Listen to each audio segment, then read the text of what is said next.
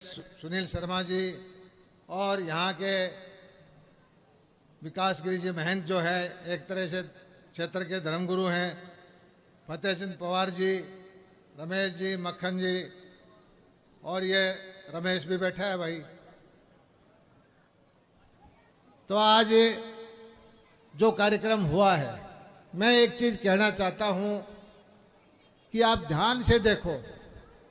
10 साल से जब से भारतीय जनता पार्टी सरकार आई है केंद्र में, एक तरह से सत्ता का संघर्ष चल रहा है। कुछ लोग, कुछ वर्ग जो 30, 40, 50 साल से बैठे थे सत्ता पे, उनको हजम नहीं हो रहा कि ये नई क्लास, नए लोग कैसे आ गए।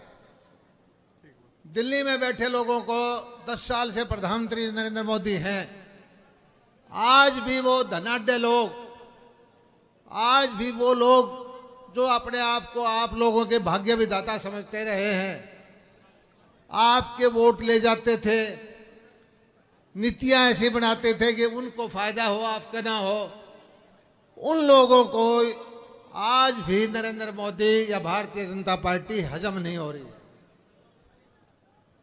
आप अच्छी तरह से देखो, तरह तरह के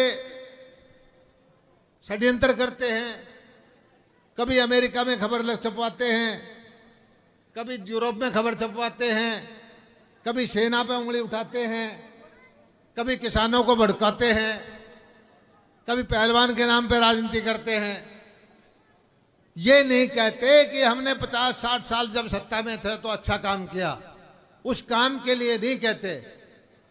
एक तरह से छापा मार लड़ाई लड़के और सत्ता को दोबारा हथियाना चाहते हैं। लेकिन आज देश का कमजोर तबका, आज देश की छोटी छोटी जातियां, आज देश के वो वंचित वर्ग, वो भी समझदार हो गया है। उनको पता है कि उनको हितों की रक्षा करने वाली कौन सी पार्टी है, उनके हितों की रक्षा करने वाला कौन सा नेता है। बार बार ये 1000 गज के टुकड़े की धन्यवाद करते हैं। भाई, ये कोई आपके ऊपर एहसान नहीं किया। आपके बच्चों को भी वही शिक्षा ग्रहण करने का हक है जो मेरे बच्चे को है। आपके बच्चों को भी लोकतंत्र में वो हक प्राप्त करने का, वो सारे साधन प्राप्त करने का हक है।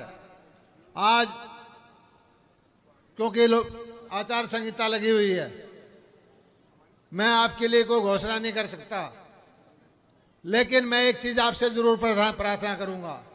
अपने समाज से, हर घर से चाहे 10 रुपए इकट्ठे करो, सबकी इकट्ठा होना चाहिए।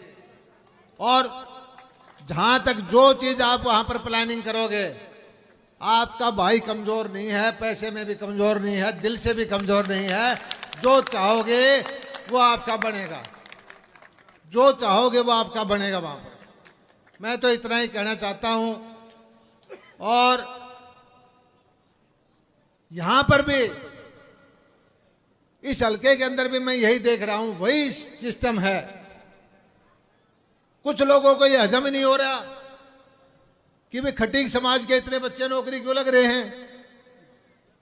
कुछ लोगों को यह हजम नहीं हो रहा भाई ये बैकवर्ड कमार समाज के बच्चे नौकरी क्यों लग रहे हैं। एक वर्ग ये चाहता है कि ये सिर्फ वोट बने रहें, वो वर्ग ये चाहता है कि ये सारे उनके इशारे पर नाचते रहें और आपके हक को वो खा जाएं। आज भी उन लोगों की सोच ये है कि गरीब की नौकरी, गरीब का बच्चा जो मेरिट वाला है, फर्स्ट डिवीजन वाला है, जिसको नौकरी मिलती है, उसकी नौकरी को हड़प करके वो पैसे के दम पर या नेता की सिफारिश के दम पर आपकी नौकरी को खा जाए। ये एक गरीब और अमीर की लड़ाई है। आप लोग समझ से काम लें। आपको भड़काने वाले बहुत आएंगे, गुमराह करने वाले बहुत आएंगे, लालच देने वाले बहुत आएंगे, लेकिन उनका मकसद नहीं है। मैं कहता हूं कि वो एक, जैसे पहले होता था कि आपके यहां कब्जे हों, जैसे पहले होता था कि यहां गरीब का शोषण हो थाना तहसील में, जैसे पहले होता था कि गरीब की नौकरी को हड़प करके वो अपने रिश्तेदारों को दे देते थे, वही एक शासन वो लाना चाहते हैं। वो आज हुड्डा का गुणगान करते हैं। 10 साल हुड्डा का शासन रहा। आप बताइए बहल के अंदर कौन सा अच्छा काम किया उन्होंने, लोहारू के अंदर कौन सा अच्छा काम किया, शिवानी को कौन सा अच्छा काम किया। आज मैं देखता हूं कि नए नए फोटो स्टार लाके पता नहीं कहां से पैसे लाते हैं।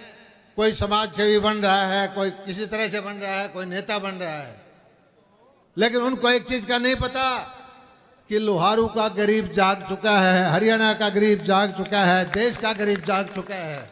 उसको पता लग गया है कि उसके हक की लड़ाई कौन लड़ने वाला है। उसको पता लग गया है कि उसको आगे बढ़ाने वाला कौन नेता है, कौन सी पार्टी है। और वो अपने हकों की लड़ाई के लिए, ठीक है कि वो ज्यादा बोल नहीं सकता, ठीक है कि वो उसकी आवाज को दबाने की कोशिश करते हैं, लेकिन बूथ में जाकर के बटन दबाने से उसकी उंगली को कोई पकड़ नहीं सकता। वो बूथ में जाकर के वही बटन दबाएगा जिससे उसके बच्चों का भविष्य बने, उसके परिवार का भविष्य बने। यही एक सत्ता का संघर्ष है। दुनिया की सारी सभ्यताओं में यह संघर्ष चला है। और मैं आपसे एक चीज कहता हूं कि आपकी लड़ाई जो पार्टी लड़ रही है, आपकी लड़ाई को जो नेता लड़ रहा है, उसका साथ देना, उसको हारने नहीं देना। क्योंकि अगर अब 10 साल के बाद हम बहुत आगे बढ़ चुके हैं, अगर अब हम हार गए तो आपके हकों को फिर छीन ले जाएंगे, फिर खा जाएंगे, आप बहुत पीछे चले जाओगे। यही बात मैं कहना चाहता हूं। आज मेरे प्रोग्राम बहुत हैं, यहाँ सैनिक भी इकट्ठे हुए हैं, गरवा में है। आप देखते होंगे कि यहाँ चेयरमैन बनाने की बात आई, भाई वीरेंद्र ने बताया, बड़े गुजर ने 2 आपके पार्षद थे और दोनों भी इकट्ठे नहीं थे। फिर भी हमने दौलत राम सोलंकी जी बता दे तो बनाया कि नहीं बनाया। यहाँ शिवानी के अंदर छोटा समाज, धानक समाज, खटक को बनाया। यहां जहां मेरा मौका लगा, कोई चीज देनी हो, कमजोर को दिया है। और कमजोर कहता है आत्म बला है, कमजोर के लिए लड़ाई लड़ी है। और इसी का परिणाम है कि आज सारे हरियाणा में चर्चा है कि लोहारू हल्का नंबर 1 है, लोहारू हल्का नंबर 1 रहेगा। तो भाई ऐसा है, अब घर घर हो जाओ, अपने रिश्तेदार, अपने यारे, अपने प्यारे।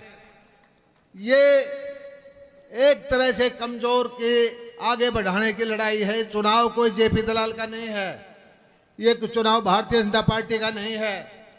ये चुनाव इस बात का फैसला करेगा कि गरीब वर्ग को, कमजोर वर्ग को उसका जो हक मिल रहा है आगे मिलेगा कि नहीं मिलेगा। अगर आपको यह हक चाहिए तो पूरे संघर्ष करो। अगर आपको अपने बच्चों का भविष्य चाहिए तो पूरी लड़ाई लड़ो। मुझे खुशी एक बात की है कि बड़ुआ से, लोहारू से, बहल से सैकड़ों बच्चे इटली में गए हुए हैं। आज हमारे बच्चे, कटीक समाज के बच्चे जो कहते थे फेरी लगाते हैं, साइकिलों पे कपड़ा बेचते थे या कोई और चीज बेचते थे, आज वो अंतर्राष्ट्रीय वो नागरिक होते जा रहे हैं। कुछ दिनों के बाद देख लेना, ये ताकतवर लोग आपके यहाँ नौकरी करेंगे। आप थोड़ा सा हिम्मत रखो, अपने इसी तरह से लड़ाई लड़ो, ये ताकतवर लोग आपके यहाँ नौकरी करेंगे। मैं तो इतनी बात कहना चाहता हूँ, मेरा इशारा समझ जाना। आपका बहुत बहुत धन्यवाद, बहुत बहुत शुक्रिया। जय हिंद, जय भारत, जय संत दरबलनाथ जी की।